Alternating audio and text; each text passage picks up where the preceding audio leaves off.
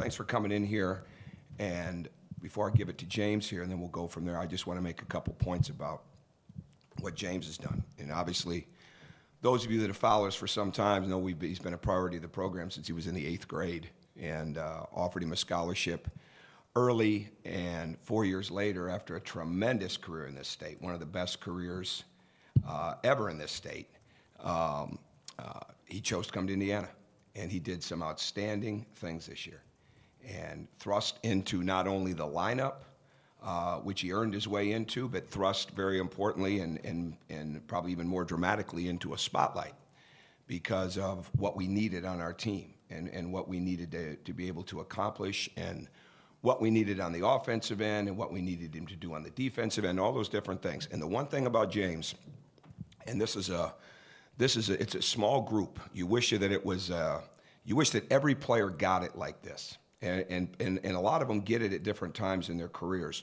But when you come in with your number one focus being improvement, and not just talking about it, or hoping for it,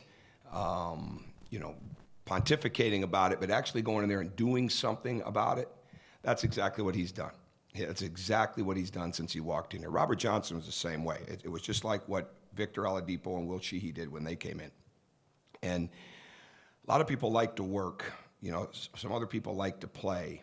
But when you love to work on your game and you love to play, and then you can carry yourself with a humility, even at a young age like he is, of how important it is to get better. And he got coached as hard and tough as anybody on the team this year, in the sense of what was expected of him from us, what he was capable of, but most importantly, what he thought he was capable of. And he's responded daily to that. And it doesn't matter that the season's ended. We'll go into our 12th individual here in a little bit today, but he's probably doubled that, the plus some, with the amount of times he's been in here in the gym. I come in here Saturday afternoon, there he is. I hear about the 2 times he's in here on Sunday, and we're not even doing our workouts that day. So I always said when we signed him, it would be an honor to coach him. It is, and he just continues to get better and better. And the other thing we said, when you sign James Blackmon, you're just not signing him, but you're joining forces with a pretty impressive family. And there's been some impressive families in this state, and we've had a chance to be a part of it with the Zellers. Well, the Blackmons are the same way. And I'm going to turn it over to him. Well, first off, just thank everybody for coming here today. After talking about the situation with Coach Crean and my family, I just felt like the best situation for me is to come back for next year and play my sophomore year here and continue to be a student athlete at Indiana University and just keep bettering myself. A couple things I would add, that he is on a track. He's going to be at 40% of the way to graduation at the end of the summer. And that's pretty impressive.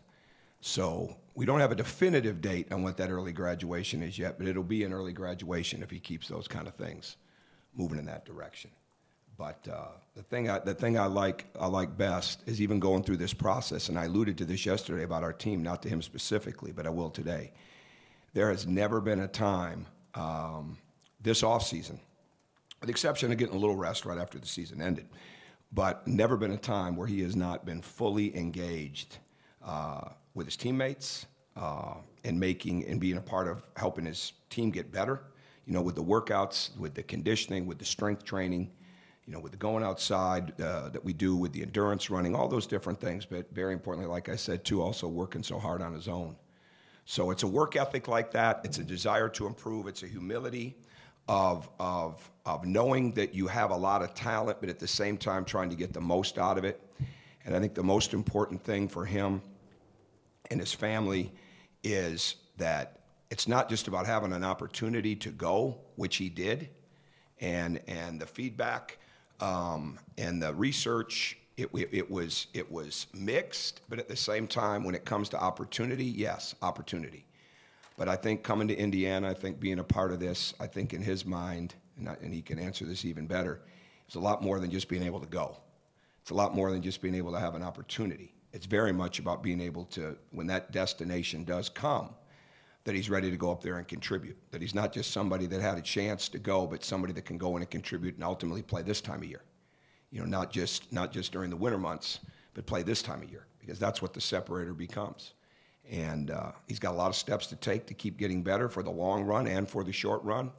But the great thing about it is he buys into that, and he works very hard at it. And he gets a chance like yesterday to be around Victor and see the level of work that he puts into it 2 years in to the NBA. You know, he sees Noah walk back in here last night. Christian Watford will be in here today. When you see guys like that, would you agree? And the hunger of Victor? Victor went through 2 individuals yesterday. And he went as harder than anybody else. And that's where our program's culture is so strong that they get to turn on the TV and watch Eric Gordon right now, or they get a chance to see these guys come back. And so they can say, you know, if I can work like this, if I can stay on this path, I can get to the same place. Because, again, it's not about just getting there. It's about going there and really being able to have a contribution, make a contribution, and have an impact. Obviously, as a player, you look forward to seeing the evaluations you get. It was just positive and negative things for me, but the greatest thing about that was I could see what I needed to get better at, and every day you look forward to being there. But right here, I love it at Indiana, and it's a place where I can just get better every day, and for the long run, I'll be ready for it. See, let me ask him a question, because I think there's when you go through this with players, and again, we get the feedback and the research, and you get the projection from the undergrad committee, but you get the feedback if you get people that will give it to you, you know, from the NBA teams.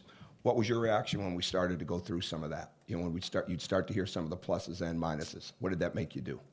It made me want to work even harder, you know. Even though, like, the guys that Coach Crean talked to are different from the guys that have, like, the draft boards and stuff like that. So it's great information that you get. And I think that it's better when you can hear it from guys like that. I'll say this: the first time we went through that, when I went bit by bit, and this team said this team said that. First place he went when we got done with it was back to the gym. You know, and what they learn in a hurry is that when you can give them some real feedback, it all depends on how they're going to take it, right? I mean, the research. And the NBA is not giving feedback in the sense of making anybody feel good about themselves. They're giving real, live, this is what we see info, if you have the right relationships. And that's what we try to build up over a period of time. And then we never share their names or even give them their names, but let them see what it is. So some people can take that and not buy into it. Some people can buy into it. And then the rest of them that are in a very small group walk out there and they absolutely want to start doing something about it right away. And that's what I'm proud of him on. If he keeps that attitude, he's going to play for a lot of years after Indiana, a lot of years. Some things I want to focus on are like leadership qualities for next year. Coming in as a sophomore, I feel like I can show the young guys a couple of things that I know, just like upperclassmen did for me. I really want to get a lot stronger over the summer and just make a huge difference in that, even though I already did this year, and also just showing a lot of point guard traits that I have and keep getting better at that.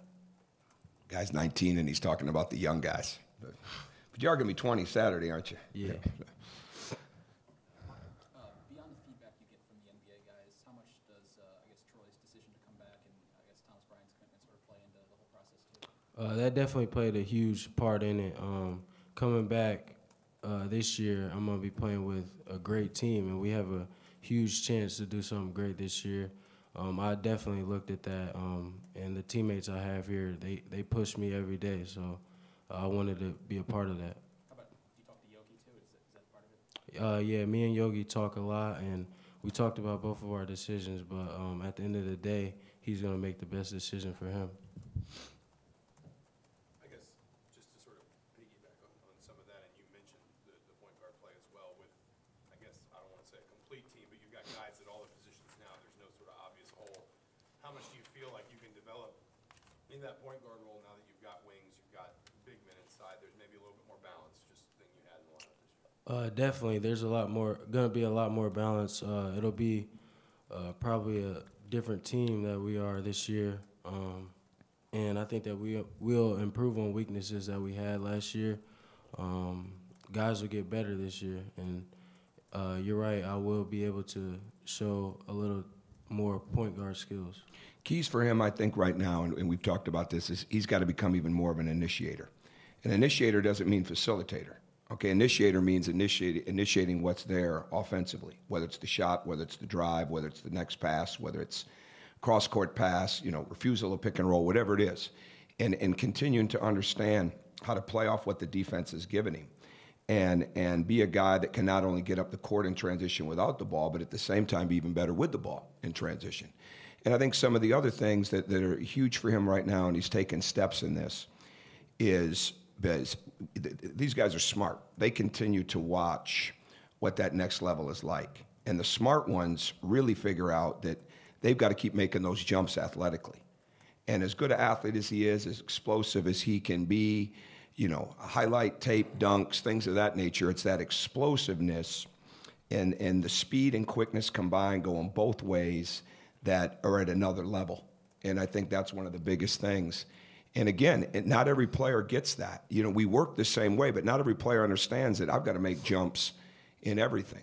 And even as good as athlete as Victor was, he went up 7 inches on his vertical jump, the time that he was here. Troy went up 5 in a year. I mean, it's a continual process. And all that does, the athleticism builds the resume for the next level. But at the same time, it builds a confidence in their game. And I think that's one of the areas where James is at right now, and never looks at any part of his game like, well, that's just good enough. And I was really proud of him when we went through a where were you when we got here, where were you at the end of the year little sequence we did. And we didn't agree on everything. But numerically, where he saw himself improving. And that's big. That's really big, and that's what I'm proud of him as. He never came in here with I got to get there as fast as I can, I'm one and out mindset, which others have, others that he's played with, other people that he has played with, that he has at times dominated. And it's all about mindset. Well, the best mindsets are the ones that have the best longevity because they keep improving constantly. And I'm proud of him for that because it's very, very easy to look at, well, this guy's doing this or that guy's doing that, but you got to be your own person. And at his age, for him to see it that way, that's pretty impressive. That's a maturity. And I think it's going to serve him a long, long time if he keeps that mindset. James, what was the positive feedback? What did they tell you beyond just what you need to work on, what they like you? Just things, they know I can score the ball. They see me as a combo guard. Just there were a lot of positives, but my favorite word was sniper. He's sniper. He's a sniper. One thought he was a sniper. I like that. Put that on a T-shirt. Yeah. What else? There were others. Just they see my athleticism. They just want to see it all the time. I really don't remember a lot of them right now off top. I remember the negatives more than the positives. There you go. What was the biggest negative that they said, okay, for you to get to this level, you need to really do this? What was the biggest thing you said to that? Really, they just want to see me defend the point guard and the shooting guard position, really, at a high level. Just stay in front of your guy? Yeah. Off the ball and on the ball. Yeah, I think it's more than that. I think it's and our whole team is in this sequence. And for our team to make a big jump, he's going to have to make a big jump. Troy's going to have to make a big jump. I mean, the young guys are going to have to be able to participate in this. Hunter's going to have to be able to play without fouling. Those type of things. But him being able to really even create more things defensively that turn into offense. And I think as he gets that quickness and that awareness that he's got to have not only on the ball but off the ball, as he continues to develop all the little things that go into being a better offensive player, they'll even make him a better defensive player. And then all of a sudden, that's where the big jumps usually come the second year, is that understanding of poise on one end and that understanding of what's needed defensively. Guys sometimes the offense can get looked at so close. Where was the jump from one year to the next, that you lose sight of how much guys got better defensively. And that's going to be one of the big things for him as well. you know, and that'll help turn his offense into an even better place. But guys that we've had that have continued to grow, when we start to show the before and after tapes, it's as much about what they did defensively as much about what they did offensively.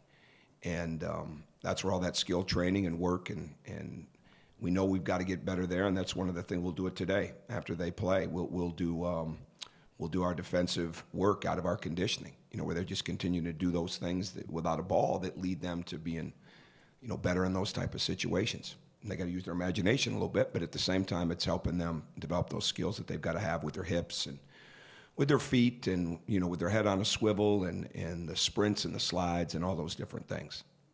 Well, I think, and you and I have talked about this before, but I think going all the way back to Marquette days, I think it's what I try to do when it comes to a situation like this, like we talk to people throughout the year, but when it comes time to getting the feedback, we want to make sure that we're going to the decision makers.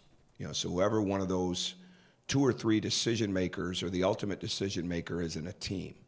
You know, I alluded to this yesterday. One time called one of the teams, it's one of the better teams in the NBA.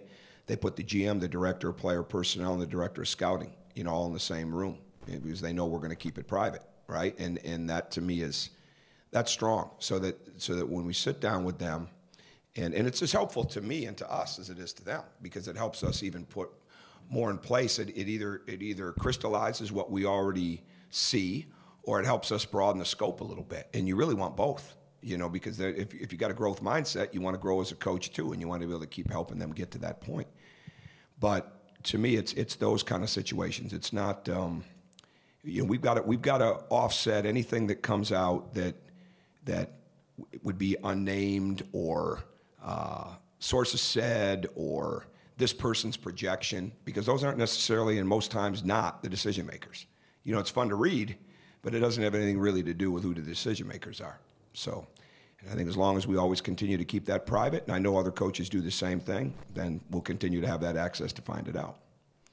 That's what we try to do. You've had a number of guys, you know, that you've coached who have really made big jumps, got to the league, you know, Victor, D-Wade, others. So what do you see his big jump being, and kind of what do you see him looking like this coming season? Well, I think we covered it. I think it's just becoming better on both ends of the court, being more of an initiator, you know, being able to we're working on all those things. It's really tightening up everything, taking everything up another notch athletically, all right, taking everything up another notch technique-wise, whether it be how quick he gets up on his shot, whether it be how low he pounds his dribble, whether it be how well he drops his left and right shoulder so that he can push it out with his right or left hand. An even quicker release. Certainly a big thing right now, if I had to pinpoint an area that we're really trying to get him to understand, is range. You know, a consistent range, and not just a consistent range, but how to get to a place on the court. Because spacing, no matter what, I said this yesterday, you'd always rather have guys that can create spacing than if you had to make a choice, can they create the spacing or do they understand spacing? They can create the spacing, they're going to be pretty good. Then you help them understand spacing. So he's taken a lot of steps in that. I think the other thing is going to be being even better not only with the ball and making decisions, all right, and being able to play off the dribble and initiate, but even being better without the ball and finding all the different ways. And we're going to be able to play a lot of different ways next year, a lot of different lineups, you know, a lot of different attack points, which we weren't as able to do this past year. We just weren't, and not to have our best chance to win. And we've got to be able to sometimes in this league, you've got to be able to match up with them more than they've got to be able to match up with you.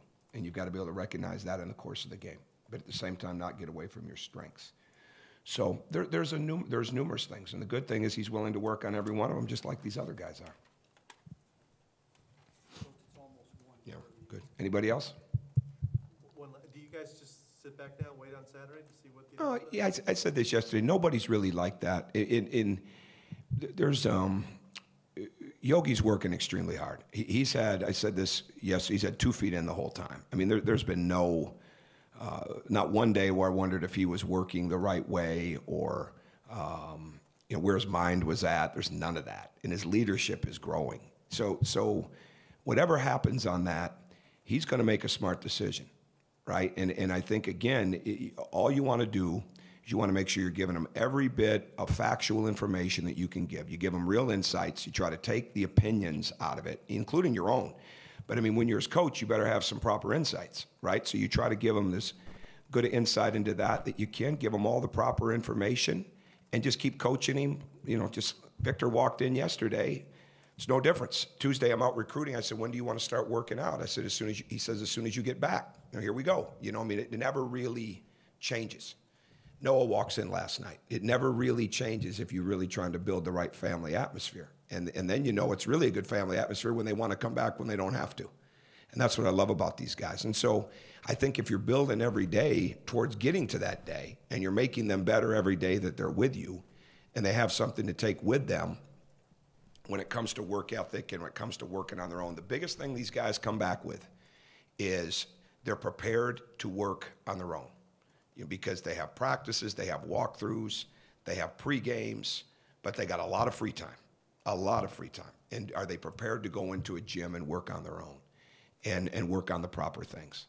And to me, that's a big thing. So you just want to keep putting that investment into them constantly so they know what it takes for them to be successful, all the meanwhile trying to make your team better.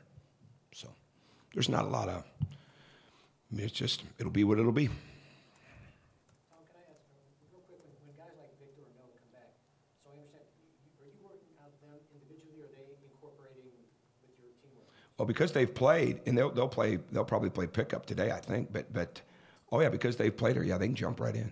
Absolutely. We couldn't bring a lot of strangers in. I mean, we couldn't bring people that played other places and work them out in the sense of they didn't play. Like we couldn't bring a college player from another program right now to bring him back in and work out with him. But yeah, those guys can come back all the time. Absolutely. So it's here for them when they want it. They don't lose their access to cook just because they leave. No, They still get the 24. No, I know what you're saying. Yeah. It's a separate program for them. Oh, sometimes. Absolutely. Oh yeah, absolutely. Yeah, there's no question. We went over that today with Victor. You know, what are we going to tailor make while he's here? So no question. A lot of times it's the same things they need. So. So do you go head to head with Victor? Oh, he's not ready for that. Come on, Rick. Don't make him answer that. Nah, I try to play against him as much as I can, work out with him as much as I can. What does that do for you? I mean, what is the guy at that level? Really, if you really want to be great, I just try to play against the best. So just learn things from him. Like yesterday in his workouts, watching what he does, as well as what Coach Crean is talking about too. So just learning from a guy who's already there is great. What happens when you shoot against your dad? Who wins that? Me right now. Right now? When did that start? Huh? When did that start? When did I start? When did you start winning?